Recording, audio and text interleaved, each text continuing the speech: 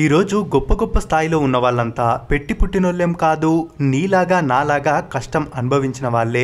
ఓ పాటలో చెప్పినట్టు నింగి ఎంత గొప్పదైనా రివ్వుమంటూ గువ్వ పిల్ల రెక్క ముందు తక్కువేనురా, సంద్రమెంత పెద్దదైన ఈదుతున్న చేప పిల్ల మెప్ప ముందు చిన్నదేనురా అన్నట్టు ఈ రోజు మనం పడే కష్టాలను చూస్తూ ఆగిపోతే ఎప్పటికీ సక్సెస్ అవ్వలేం.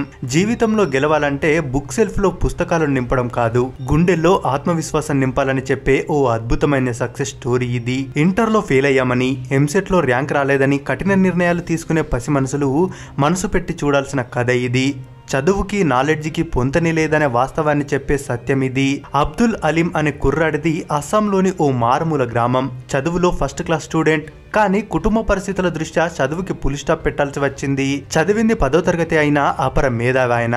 అప్పుడప్పుడు కంప్యూటర్ క్లాస్ లో గడపడం వల్ల సిస్టమ్ నాలెడ్జ్ కూడా బాగానే ఉంది. అయితే కుటుంబ పోషణ కోసం ఏదైనా ఉద్యోగం చేయాల్సిన పరిస్థితి తనది. ఊర్లో చాలని జీతానికి ఎన్నో పనులు చేశాడు, కానీ అంతగా నప్పలేదు అతనికి. దాంతో తెలిసిన వాళ్ళ దగ్గర 1000 రూపాయల అప్పు చేసి 2003లో చెన్నై ట్రైన్ ఎక్కాడు. కొత్త ప్రాంతం, కొత్త భాష, కానీ ఏదో చేయాలనే తపన.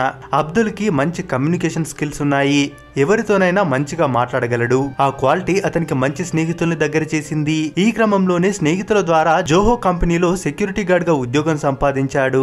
జీతం 3000. అదో సాఫ్ట్వేర్ కంపెనీ. అబ్దుల్ వచ్చిపోయే వారికి సెల్యూట్ చేస్తూ, గేట్లు ఓపెన్ చేస్తూ, టీలు ఇస్తూ చలాకీగా ఉంటాడనే పేరొచ్చింది అతనికి. అయితే ఓసారి అబ్దుల్ గేటు ముందు కుర్చీలో కూర్చొని పేపర్లో ఏదో చదువుతుండడం గమనించాడు ఆ కంపెనీలో పనిచేస్తున్న ఉద్యోగి. దగ్గరికి రాగానే సెల్యూట్ సార్ అన్నాడు అబ్దుల్. ఏంటి, నీకు ఇంగ్లీష్ కూడా అన్నాడు వచ్చిన వ్యక్తి.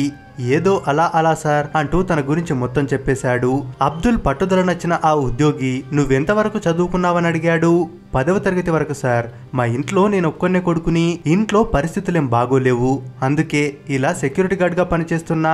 ఇప్పటికే నాకు చదువుకోవాలనే ఉంది, కానీ అది జరిగే పని కాదు అన్నాడు. కానీ ఏదైనా నేర్పిస్తే మాత్రం తొందరగా నేర్చుకుంటాను సార్ అన్నాడు అబ్దుల్. కంప్యూటర్ పై నాలెడ్జ్ ఉంది, ఇంగ్లీష్ కూడా మాట్లాడుతున్నాడు, సాయం చేస్తే మంచి స్థాయికి వస్తాడు అనుకున్నాడు ఆ ఉద్యోగి. ఇక ఆ రోజు నుండి తనకి సమయం దొరికినప్పుడల్లా అబ్దుల్ ని పిలిపించుకొని కోడింగ్, వెబ్ డెవలప్ వంటి బేసిక్స్ గురించి నేర్పించాడు. దాదాపు 3 నెలలు కష్టపడి అబ్దుల్ కి ఓ సాఫ్ట్వేర్ ఉద్యోగికి కావలసిన అర్హతలన్నీ నేర్పించాడు. అలా ఆ కంపెనీలో వేకెన్సీ ఉన్నాయని తెలిసి అప్లై చేశాడు.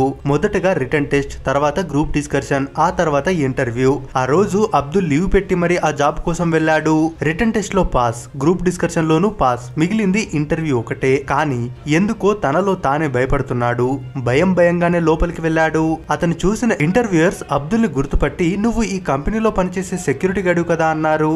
అవును సార్, నేనే అన్నాడు. సర్టిఫికెట్స్ ముందు పెట్టగానే నీకు జాబ్ రాదన్నట్టుగా ఎక్స్ప్రెషన్ ఇచ్చారు ఇంటర్వ్యూయర్స్. కానీ అతని సాటిస్ఫాక్షన్ కోసమైనా కొన్ని ప్రశ్నలు అడుగుదామని ప్రశ్నలు అడగడం మొదలు పెట్టారు. అబ్దుల్ తనకి వచ్చినవి వచ్చని, రానివి రావని చెప్పడం, తనకి తెలిసిన వాటికి క్లియర్ గా ఎక్స్ప్లెనేషన్ ఇస్తూ చెప్పడంతో ఇంటర్వ్యూ చేసిన వాళ్లే ఆశ్చర్యపోయారు. అతనికి ఏ డిగ్రీ లేకపోయినా అతని టాలెంట్ చూసి జాబ్ ఇచ్చారు. ఇప్పుడు చెప్పండి, చదువుకి నాలెడ్జ్ కి సంబంధం ఉందా?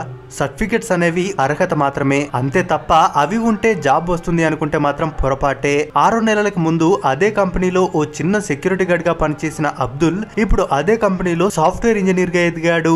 తలచుకుంటే అసాధ్యం అనేది ఏది ఉండదు, కాస్త కష్టపడాలి అంతే. మరి అబ్దుల్ అలీం స్టోరీ గురించి మీరేమనుకుంటున్నారో మీ అభిప్రాయాన్ని కామెంట్స్ రూపంలో తెలియజేయండి. మరిన్ని ఇలాంటి వీడియోస్ కోసం మన ఛానల్ ని సబ్స్క్రైబ్ చేసుకుని సపోర్ట్ చేయండి.